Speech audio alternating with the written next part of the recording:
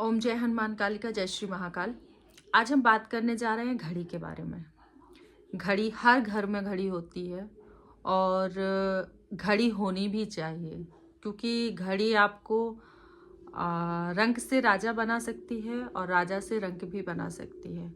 बहुत से घरों में घड़ी तो होती है, लेकिन उसकी जो दिशा होती है वो सही नहीं होती है। लोग गलत दिशा में घड़ी को लगा के रखते हैं और उसकी वजह ये है कि लोगों को दिशा नहीं पता होती है।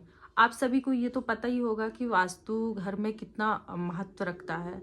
अगर आपके घर में वास्तु के हिसाब से चीज़ें हैं तो आपके घर में एक अलग ही एनर्जी होगी, आपके घर में खुशियाँ होंगी। और अगर वास्तु के हिसाब से आपने घर में चीज़ें नहीं रखी हुई हैं और आपके घर का वास्तु सही नहीं है तो आपके घर में बहुत सारी परेशानियाँ आ जाती हैं, जैसे कि गृह कलेश से लेके पैसे से जुड़ी समस्या, हेल्थ से जुड़ी समस्या, बहुत सारी समस्याएं इंसान की लाइफ में आ जाती हैं। यहाँ तक कि बच्चे ना होना, ये भी कहीं ना कहीं समस्या वास्तु से जुड़ी होती हैं। तो आज हम बात करने जा रहे हैं सिर्फ घड़ी को लेकर कि घड़ी से क्या क्या परेशानी आ सकती हैं और किस दिशा में घड़ी को लगाना चाहिए। तो देखिए, घड़ी जो है वो हमेशा आपकी जो है नॉर्थ ईस्ट में होनी चाहिए। घड़ी की जो सबसे अच्छी डायरेक्शन है वो है नॉर्थ ईस्ट। नॉर्थ ईस्ट में घड़ी होनी चाहिए। अब आपके घर में जहाँ आप घड़ी नॉर्थ ईस्ट डायरेक्शन है उस जगह पर घड़ी आप लगा ही नहीं सकते हैं। उधर घड़ी लगाने का कोई ऐसा है ही नहीं कि आप घड़ी उधर लगा सके। फिर आप क्या कर सकते हैं? फिर इस कंडीशन में आप नॉर्थ दिशा में अपनी घड़ी को लगा सकते हैं, मतलब नॉर्थ के डायरेक्शन में ही आपको घड़ी को लगाना है। ठीक है। अगर किसी कारणवश आप नॉर्थ ईस्ट में घड़ी नहीं लगा सकते हैं तो फिर आप नॉर्थ में लगा सकते हैं।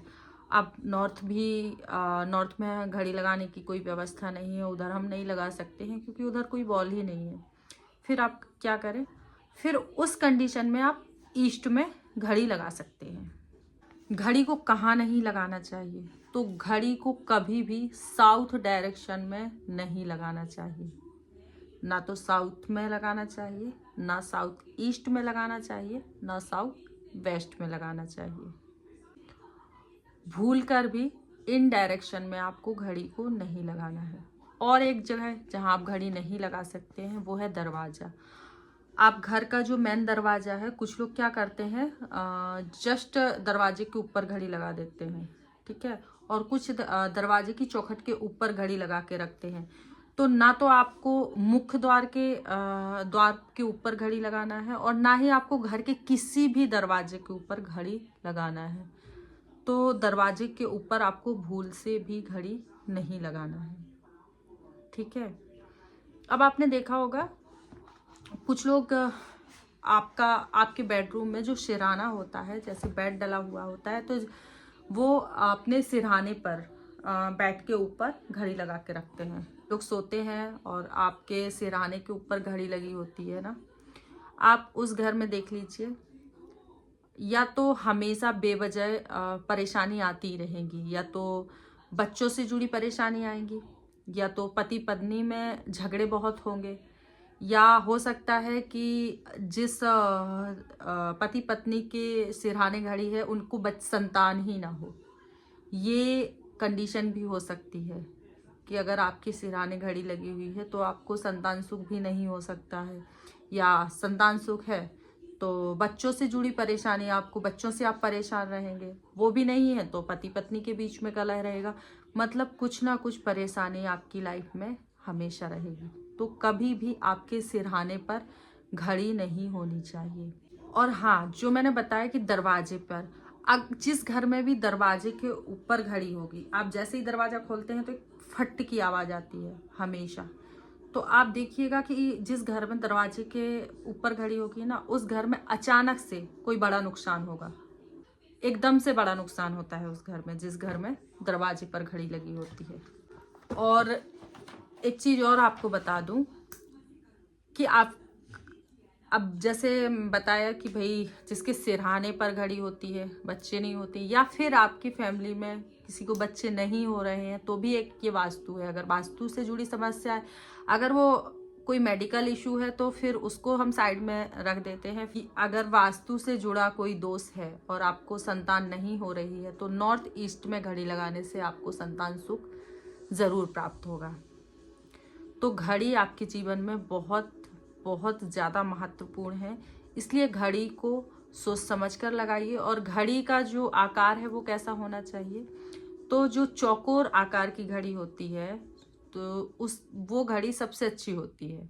तो हमेशा घड़ी को चौकोर आकार में ही घड़ी को लेकर आइए। आजकल बहुत सारी डिजाइनें घड़ी की चल गई हैं और काफ़ी लोग हैं जिनके घर में पुरानी जो पेंडुलम घड़ी होती थी ना, वो आज भी है और वो उनको नहीं हटाना चाहते हैं उस घड़ी को। तो पेंडुलम घड़ी को हमेशा ईस्ट डायरेक्शन में लगाना चाहिए, उसके लिए और कोई डायरेक्शन नहीं है।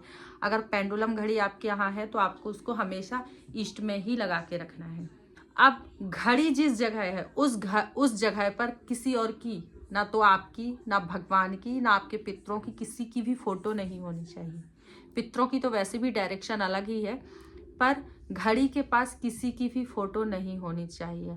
अब आजकल ना घड़ी के अंदर फोटो आ रही हैं, तो अगर आपके घड़ी के अंदर फोटो है और आपको वो घड़ी आपके घर में है ऑलरेडी और उसके अंदर फोटो है और आपको वो बहुत पसंद है, उससे आपको कोई नुकसान नहीं होने वाला है, वो आप रख सकते हैं।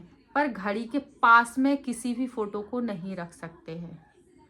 घड़ी के पास में जो भी फोटो होगी आपको परेशानी आएगी, इसलिए घड़ी के पास कभी भी कोई फोटो ना रखें।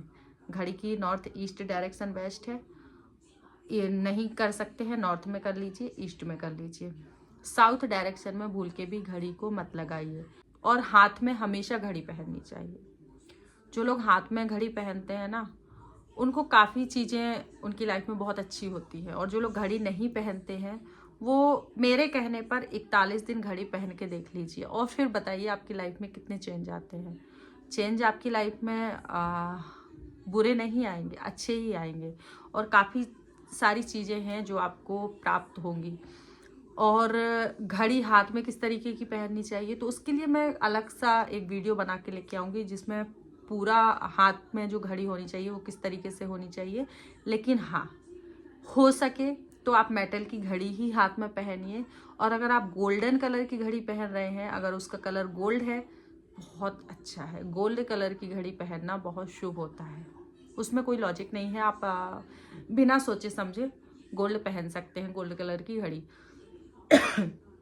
और भी कोई कलर की घड़ी है आप धारण कर सकते हैं। घड़ी ना पहनने से घड़ी पहनना बहुत अच्छा है, इसलिए आप जो भी घड़ी चाहें आप वो पहन सकते हैं। पर जो सबसे अच्छी घड़ी होती है वो गोल्ड कलर की घड़ी होती है। मेटल की घड़ी सबसे अच्छी मानी जाती है। वीडियो अच्छा लगा हो तो प्लीज़ लाइक कीजिए और कमेंट में जय माता दी ज़रूर लिखिए। मिलते हैं अगली वीडियो में, अपना ख्याल रखिए। जय श्री महाकाल।